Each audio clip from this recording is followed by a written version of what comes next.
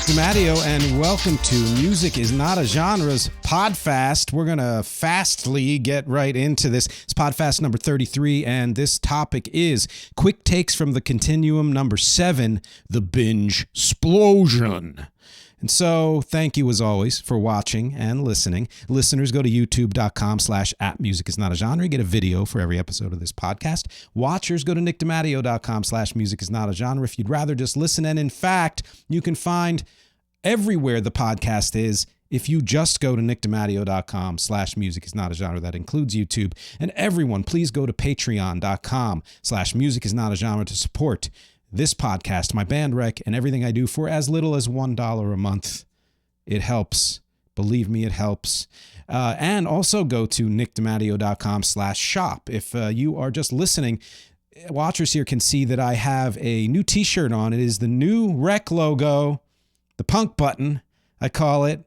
And I've got the ring t-shirt because it's just, I like it and it's what I wanted. But there are many styles and many colors and many new designs. Please go to nickdimatteo.com/shop and check those out. Of course, I'm also a song coach, and I'm running kind of special here, which is if you are a musician who is struggling with both songwriting and money, you have a song that you want to complete and you don't know how, I have a special musician's rate, and give me 1 hour and I will tell you everything you need to do to make that song great. Go to nickdimatteo.com/thesongcoach and book a free 30-minute call. And of course, nickdimatteo.com/music is where all the music is.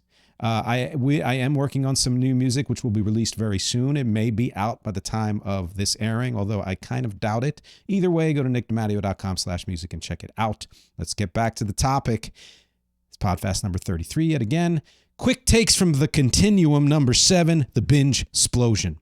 So why is it called the BINGESPLOSION? First of all, Quick Takes from the Continuum is my series where I catch up on new material, on new music.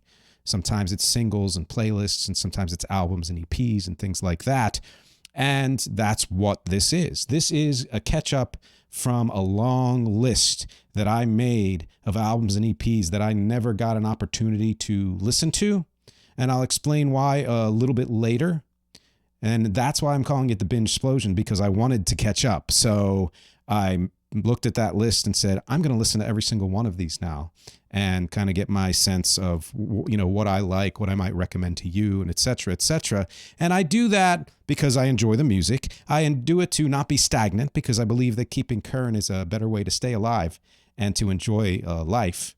And I also do it to show all of you that it is both vital and easy. There have been musicians recently who have said that the way you consume art and music is a reflection of how you conduct your life. I fully agree with that. Staying current with music means you may very well be staying more current in life. That's not a one-to-one parallel, but I do think it has an effect. And we'll get into a little bit of that too. If you see things shaking, it's because my dog is underneath me. Show format. Why am I doing the BINGESPLOSION? The releases themselves, albums and EPs, conclusions, including my favorite releases, featured song, and questions. Sources, Google, Evil Spotify, Bandcamp, which next week we're doing an episode, Steve Erickson and I, on Spotify and a book that was written about it. And you'll see just how evil Spotify is. Even though, yes, I still use it, full disclosure. Disclaimers, again, this is not a best of list by any means. These are things that I read about and or heard about and were recommended to me, whichever, any of those, made a list of that I thought I might like. And I'm usually right about that, although not always. Sometimes I'm just curious enough to want to hear somebody's new material, etc. So these are just things that that attracted my attention that I wanted to listen to.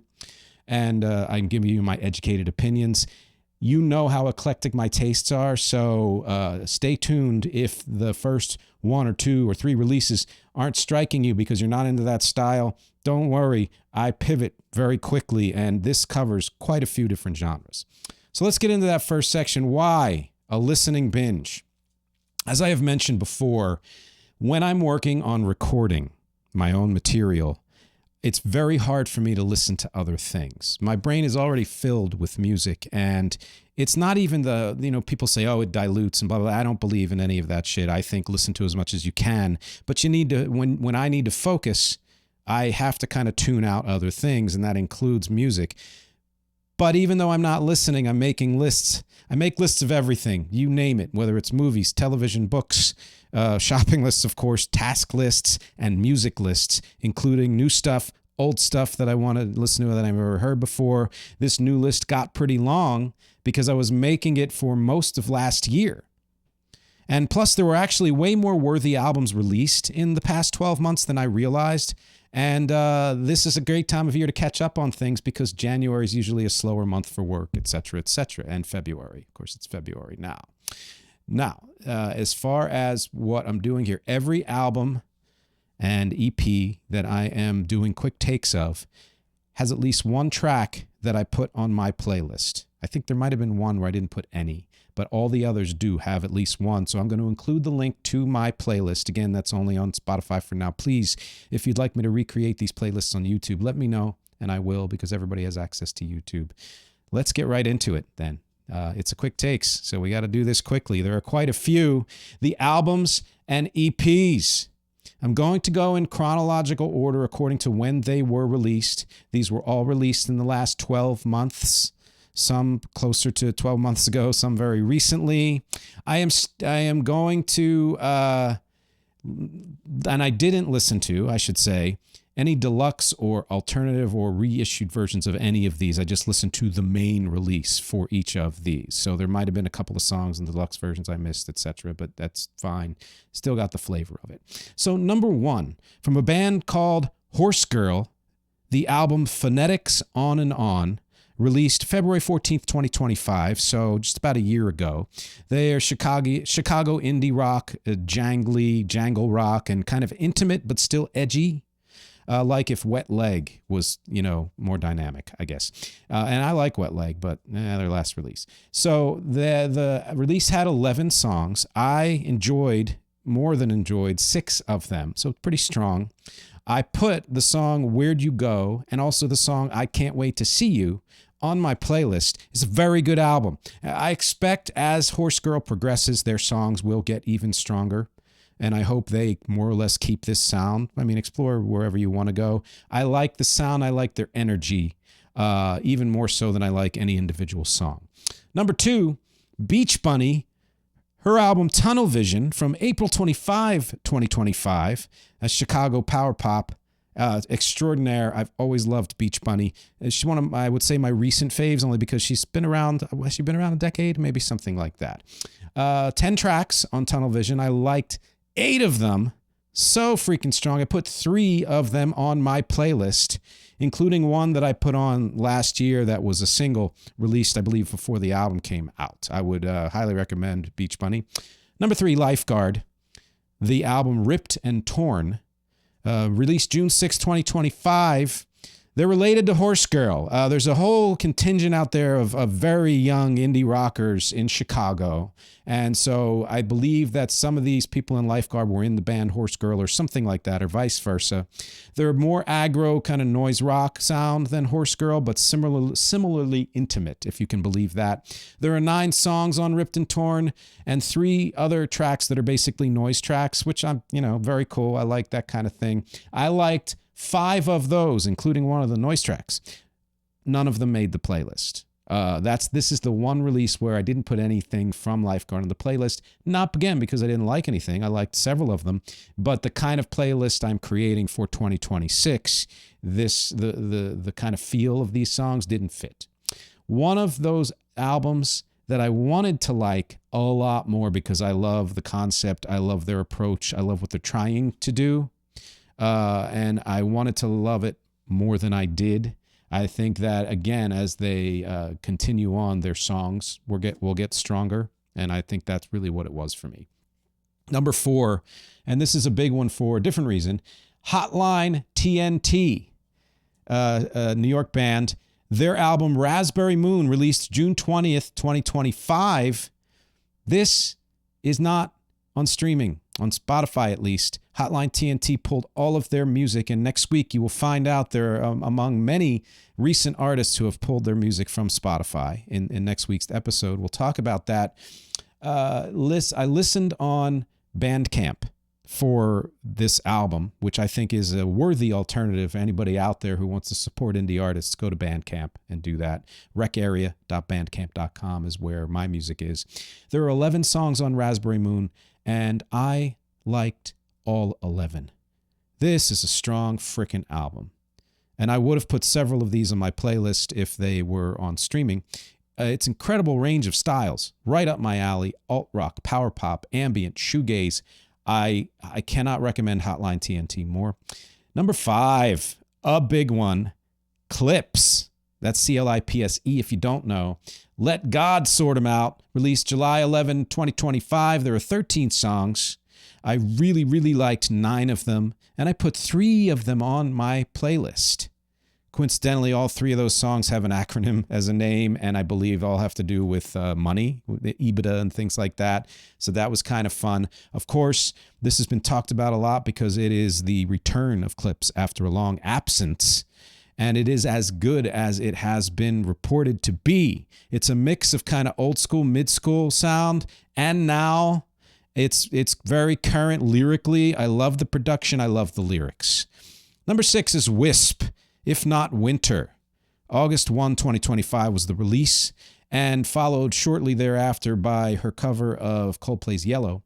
There are 12 songs on Wisp. I really liked 8 and 9 if you include Yellow, which is not on the album. I put Guidelight and Get Back to Me and Yellow on my playlist for the year.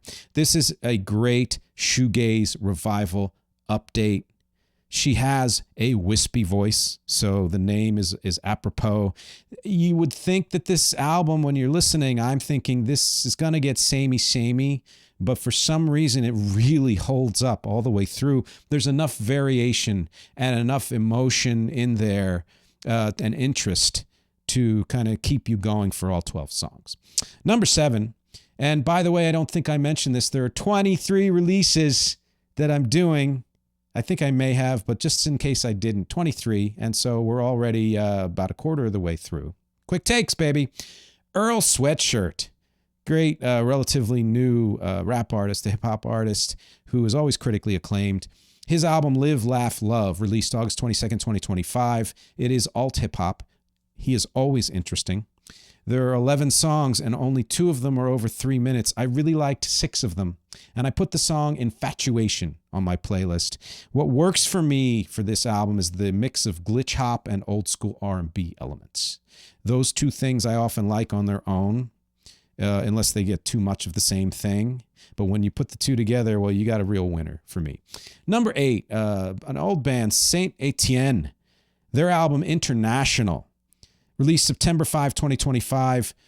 I forgot to look up if this was a kind of a return for them or not. I can't remember how long it's been since they released their last album, but they are kind of alt indie electro is what I would say, and they've been around, I believe, since the early 90s. There are 12 songs on International. I very much enjoyed 7 of them, and I put the 2 songs Take Me to the Pilot, not the Elton John song, and Why Are You Calling on my playlist. The production of this, wow, love it. It is an easy listen from beginning to end. It gets a little, I wouldn't say samey, I wouldn't say that. The lyrics are deliberately simplistic almost all the way through, and that often works, but sometimes it doesn't work. So I kind of felt the sense of, now maybe this is not what they do, but I would have loved to feel them break out a little bit more, whether it was lyrically or emotionally or something like that. Number 9, 9 Inch Nails. It's a bit of a bait and switch, but it is the album Tron Ares original motion picture soundtrack, released September 19, 2025. Full disclosure, I have not seen the film. I did see the more recent Tron, and it was fine. There are 24 tracks on this album, but I believe only 4 are actual songs with lyrics. The rest are instrumentals that were, of course, featured in the film, and I believe some of the other ones were featured in the film as well. I put 2 on my playlist, the instrumental score song, A Question of Trust, and Shadow Over Me, the full song, also on my playlist. It's got a real kind of throwback electro sound, as you would think from the, scoring the movie Tron. Basically, it's the merging of Nine Inch Nails and the soundtrack work of Trent Reznor and Atticus Ross. Of course, it is them, but I'm saying in terms of the way they approached this. Many of these tracks are, like I said, 20 of them are score songs. Despite its reviews, I might see the movie. As I mentioned, as much as I love good scores and Nine Inch Nails, these 24 tracks just made me want to hear a full Nine Inch Nails album. I kind of wish they put all 4 of the regular songs together so you could kind of just make that an EP. Number 10, and they are good, by the way. They're very good. Number 10 release, the band Ash. Their album Ad Astra, released October 3, 2025. They're veteran North Irish rock band, started in 1992. They mix alt-rock, power pop, all that kind of stuff. Very strong band ever since they started. There are 12 songs on Ad Astra, and I really enjoyed 6 of them. I put Keep Dreaming and Dehumanized and Ad Astra on my playlist. So it's a pretty strong album for me. Some of the songs were done with Graham Coxon of Blur. A friend, a bandmate, turned me on to them. Thanks, Adam. Any band, to me, that starts an album with a version of Zarathustra, they call it Zarathustra, not the full original name, is okay by me. They have a nice mix of styles here. There's orchestral and kind of dramatic feel to some of the tracks, but then they go straight into power pop. It's a very strong album, though I think that even though it's a somewhat strong opening, the middle's a bit laggy, it ends super, super strong. So if you're a little questioning, stick through to the end of the album. You will appreciate it. Number 11, almost halfway through, we have the album Snooper, the band Snooper, and the album Worldwide. Released October 3, 2025. It's straight up kind of punk, post-punk from Nashville. It sounds like very early 80s to me in a way that is so throwbacky, you could almost say in many cases, if it wasn't for the fact that it has a bit of a hyperpop feel to it, it almost sounds like it could have been released in the early 80s. 12 songs on the album. I like 9 of them. I put the song Subdivision and their cover of The Beatles' Come Together on my playlist. That last one makes me think they were maybe inspired by Susie and the Banshees, who did a cover of Dear Prudence. Number 12, Sudan Archives. So we're halfway through here, and this was a highly regarded album from last year. It was on everybody's best of lists, called The BPM, released October 17, 2025. I loved her previous album. I loved it. And again, this one was on a lot of best of lists for last year. It was fine. It was fine, and I'll explain why in a second. There are 15 songs on the BPM. I enjoyed 5 of them. I only put Los Cinci, I believe, on my playlist, C-I-N-C-I. It was flat for me, and here's why. I get that she was very openly going for a club banger album, as you can hear from the name of the album, the BPM, beats per minute. But I think she could have woven in more of her quirkiness from her earlier work and still had those bangers and made an absolutely transcendent album. And I feel like whether it was her or her producer team, it kind of feels restrained to me. So I disagree with a lot of the critics. Number 13, they are gutting a body of water. No, I am not talking about something in the environment. That's the name of the band. They are gutting a body of water. And their album Lotto, released October 17, 2025. October was a big year for favorite stuff, big month for favorite stuff for me last year for some reason. They Are Gutting a Body of Water is a band from Philly, so near and dear to my heart. They are kind of shoegaze band with a little bit of electro thrown in. There are 10 songs on Lotto. I liked 5 of them. Again, this is the second of the 23 where I didn't put any on my playlist. It wasn't, like Lifeguard, it wasn't just because the feel didn't fit, because I did put some of Wisp's shoegaze stuff on my playlist. It just seemed to me like, even though overall I like the sound, they seem to be one of those bands that is deliberately obtuse in their writing and in some ways in their production, the lower vocals, which I don't dislike, but it depends on how much you do that and how it works. I was hoping the songs themselves would be stronger, and I was hoping that there would be more of a mix of electro in the shoegaze. That only happened a couple of times. But then again, as far as shoegaze, Big fan in many ways, but I was never a huge fan of My Bloody Valentine, and that's kind of the direction they lean, as opposed to like a Mazzy Star or something like that, more dream pop shoegaze. And I always lean more toward dreamy shoegaze, which is why I kind of liked Wisp better than They're Gutting a Body of Water. But props to them. Number 14, another talked about album, Lily Allen, West End Girl, released October 24, 2025. There are 14 songs in this album. I very much enjoyed 5 of them.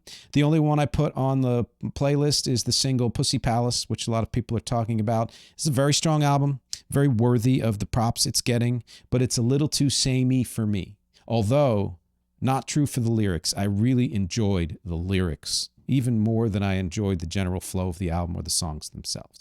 Number 15, big one, Demi Lovato, It's Not That Deep.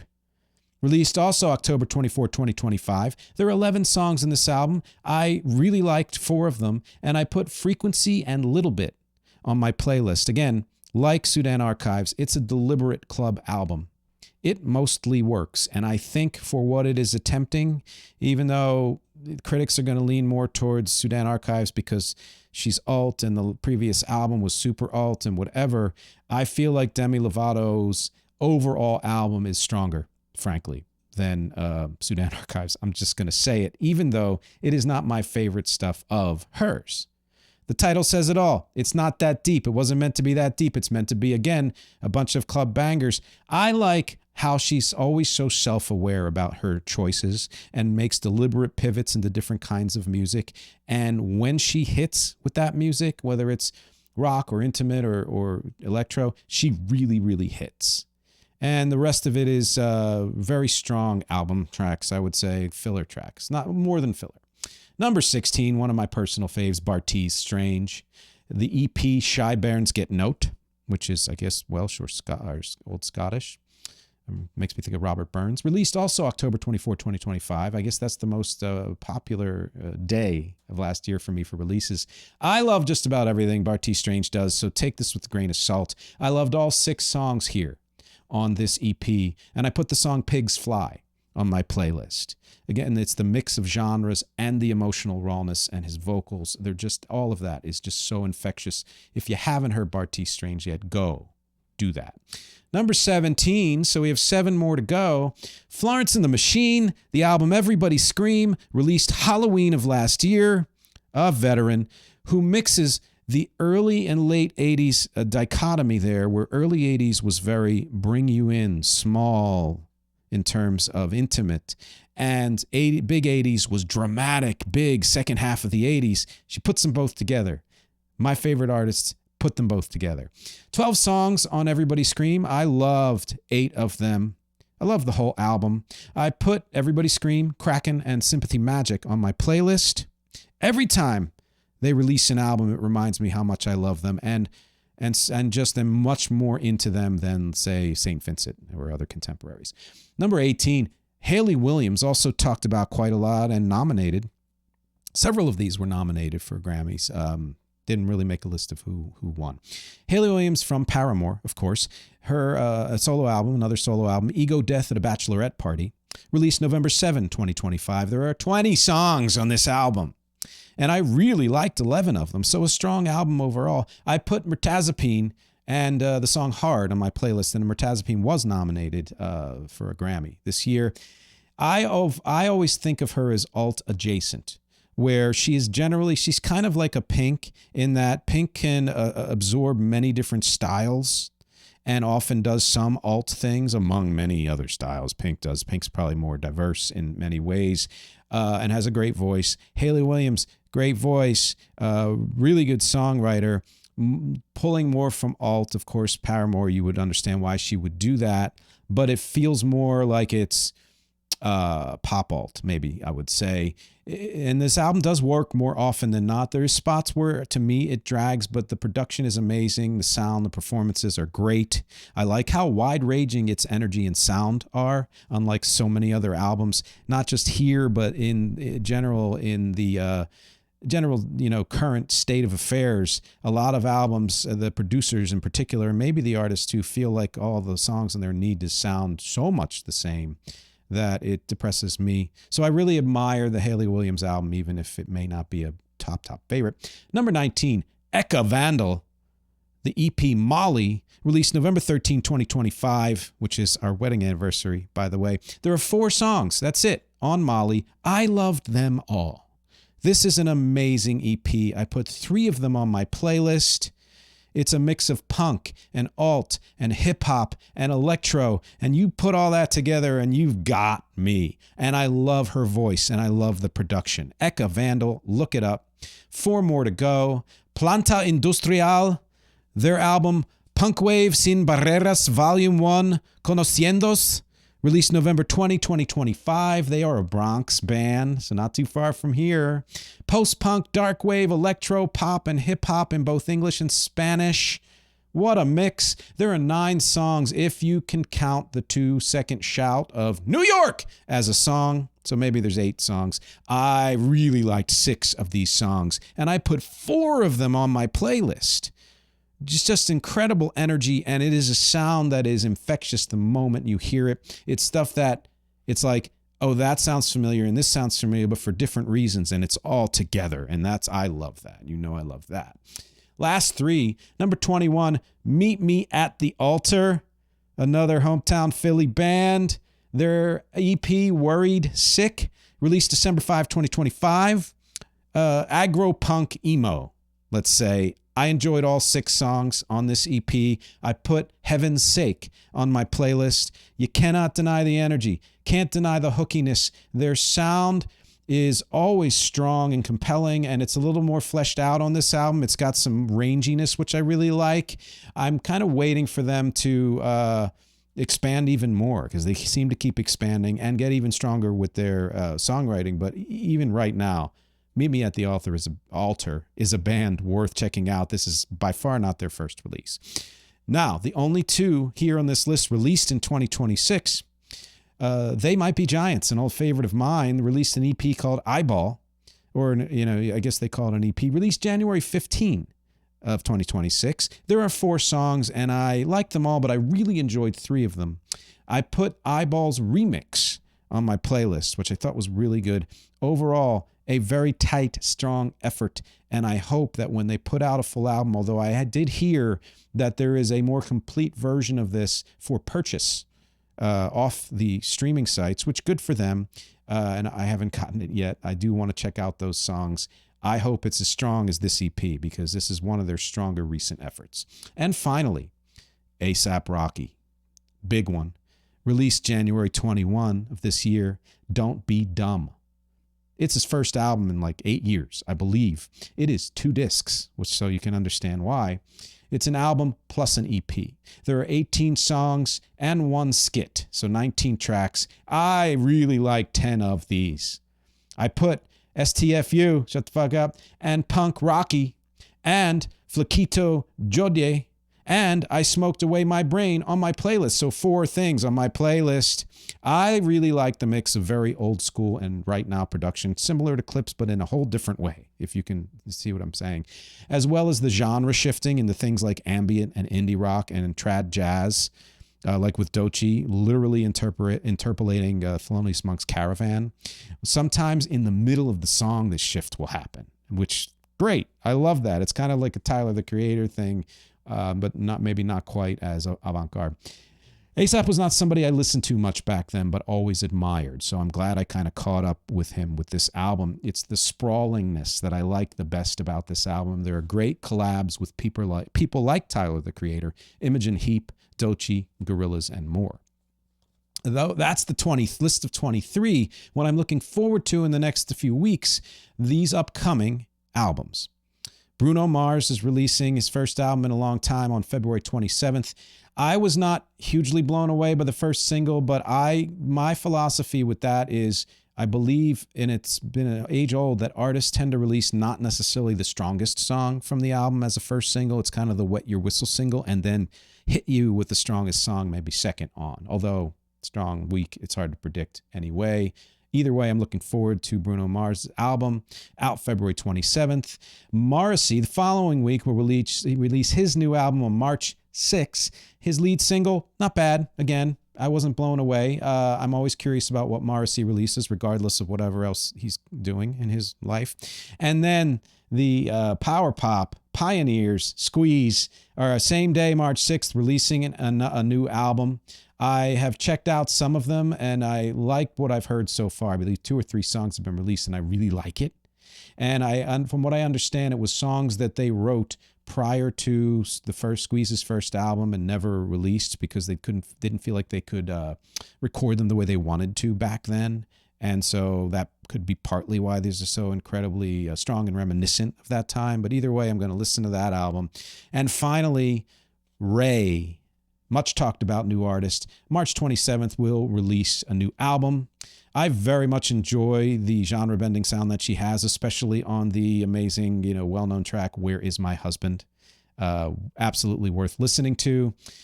There were other releases I'm looking forward to this year that I mentioned on the last PODFAST that I did, so I'm not going to repeat them here. You can go ahead and look them up. These are the ones that are kind of just in the most recent weeks after, the upcoming weeks after this PODFAST.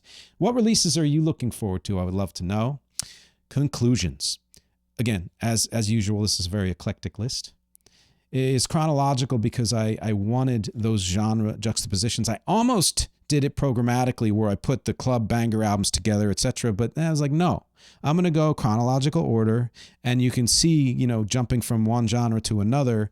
That's how my playlist is. That's how my tastes have always been. That's how it is with the music I create.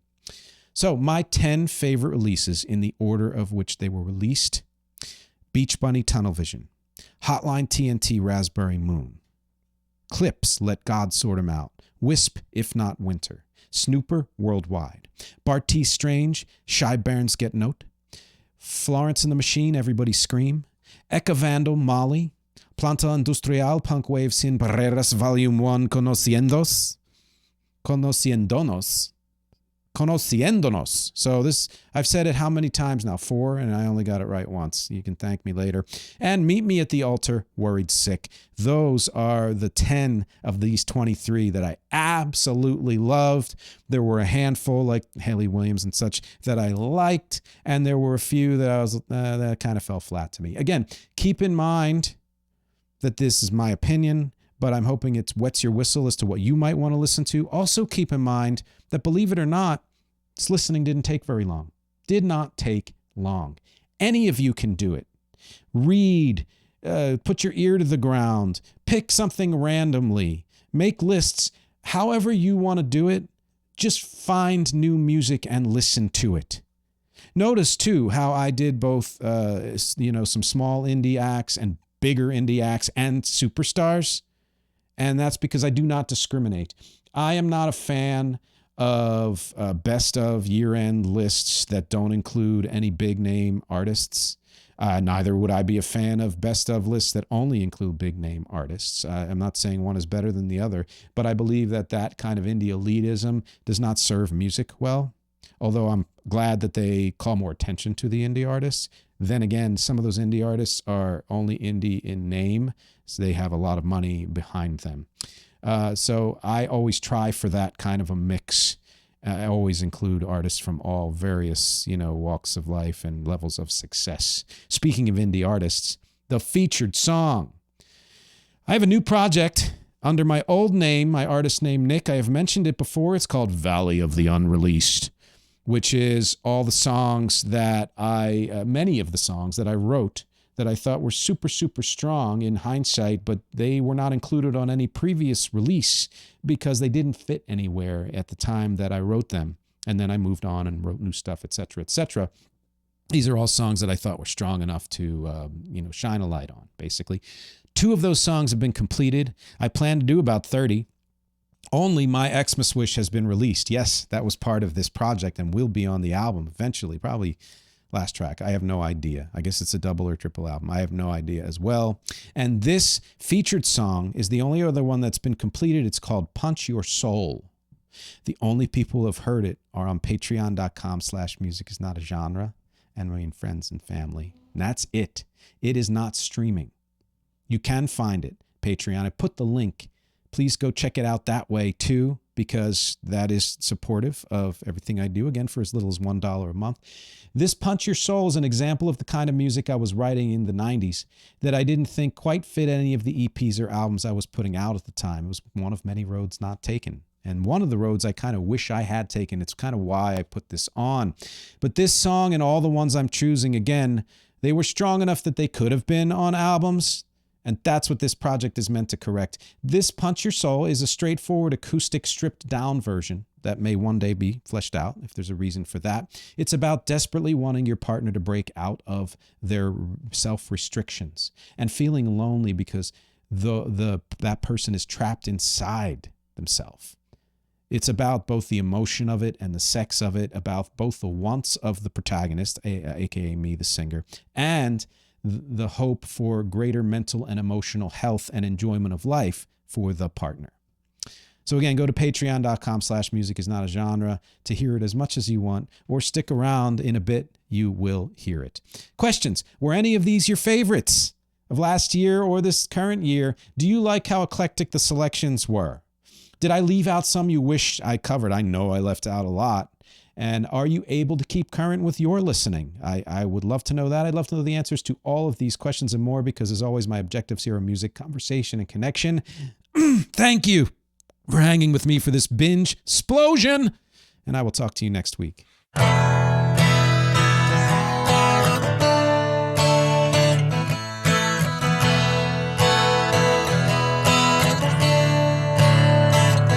Punch your soul when I'm feeling happy. Punch your soul when I'm feeling down. This world is cold and I am hungry. Yeah. Punch your soul, and I want you to come around.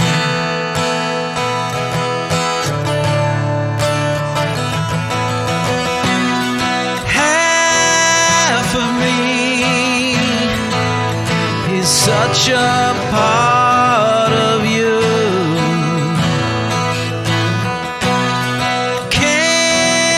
You be like I want you to. Punch your soul and I'm feeling lonely. Punch your soul and I don't feel it all.